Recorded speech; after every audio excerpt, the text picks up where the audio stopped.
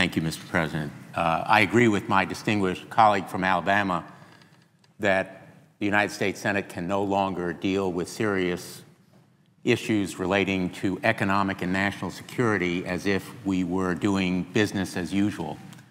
I have slightly different views, in some instances radically different views, but I hope on the issue that I will discuss here that we can really come together on a bipartisan basis in support of the Teachers and First Responders Back to Work Act, which I am co-sponsoring. And I hope for a bipartisan support because this bill should be about as far from a partisan issue as can be. I hope we can all agree that what America needs at this moment in our history is policies that put America back to work and help to protect and create jobs.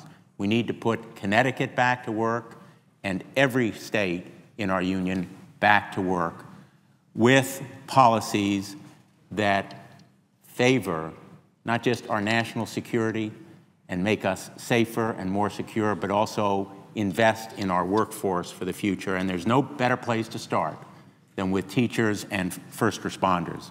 Funding these two professional areas is much more than an immediate need. It is a common sense solution and a national priority in promoting safe and secure communities and a highly educated workforce. We all know the numbers. Tens of thousands of jobs, 300,000 jobs to be more precise, in our schools have been lost due to budget cuts in the last few years. In Connecticut alone, 3,600 jobs have been lost in our schools. Those numbers are not just abstract, speculative statistics. Each of them attests to an individual whose potential creativity in the classroom and possible contribution to our young people has been lost. It attests to the loss of individualized attention to students at a critical point in their lives when they need that kind of care. And every one of them means an educator, probably another educator, is stretched farther, burdened more in the capacity to provide a positive learning environment for our kids. The teachers that would be supported by this bill are not numbers, they are not statistics, they are vital to our most precious resource, our children. And this bill is not about only their fate, it is about our children. It is about the quality of their learning. And it's about the quality of our future workforce in this nation.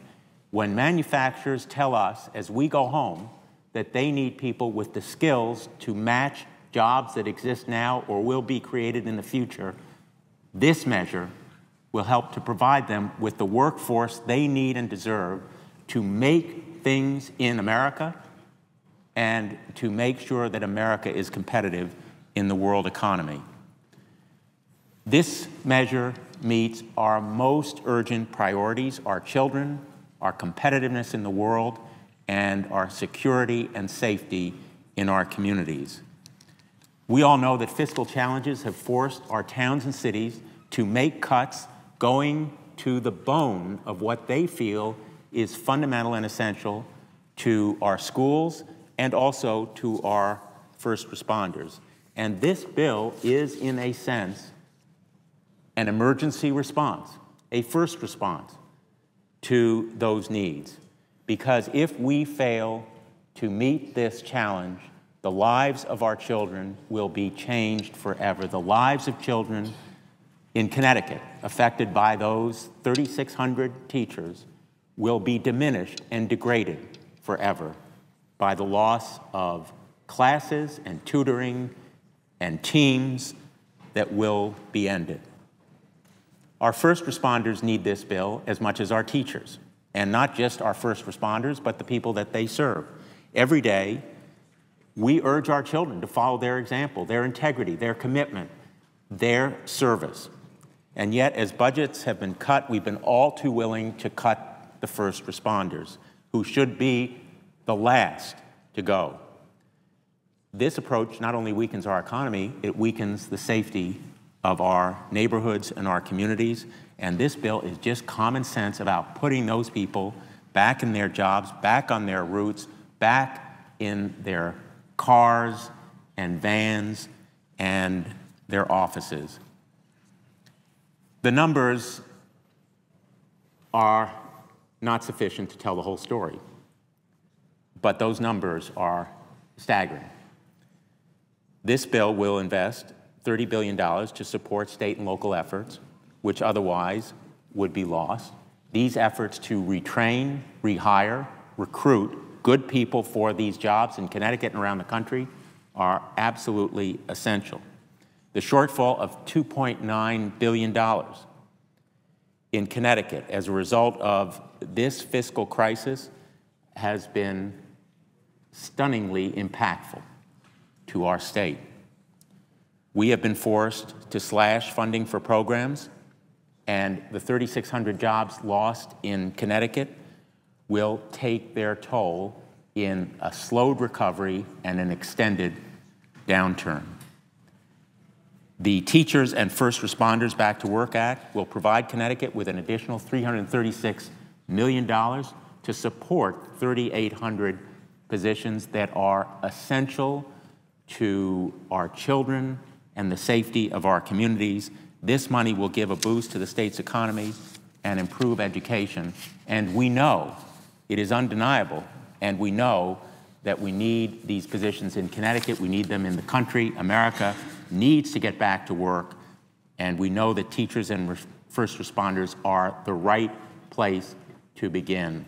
Let me just close by saying, as I go around my state, what people tell me, and they're not politicians, some of them could be less interested in politics, but they're concerned that classes are canceled, that teams are uncoached, that music and arts programs are ended, and that their students are untutored.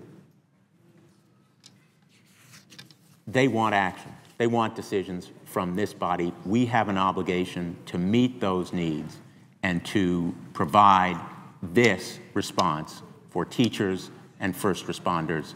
And I urge that we do so on a bipartisan basis in an effort that is fully funded from the tax on millionaires that we have proposed. Thank you, Mr. President, and I yield the floor.